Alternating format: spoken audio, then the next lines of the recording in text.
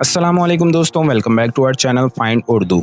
Quarantine quarantine का मतलब है किसी बीमार शख्स को अलग कर देना ताकि बीमारी ना फैले। क्वारंटीन का मतलब है किसी शख्स को ऐसे अलग रखना कि उसका राब्ता दूसरों से ना हो, ताकि अगर उसमें कोई बीमारी हो तो वो दूसरों तक ना फैले। ये आम तौर पर इन्फेक्शस डिजीज़ के टाइम पर किया जाता है, जैसे कोविड-19 में लोगों को क्वारंटीन किया गया था। फॉर एग्जांपल, कोविड के वक्त में बहुत से लोगों को क्वारंटीन में रखा गया था।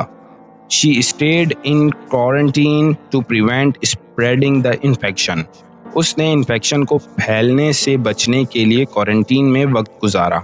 तो दोस्तों, क्वारंटीन का मतलब है किसी शख्स को दूसरों से अलग रखना ताकि बीमारी ना फैले। उम्मीद है अब आपको क्वारंटीन का मतलब समझ में आ गया होगा। मिलते हैं नेक्स्ट वीडियो में। शुक्रिया।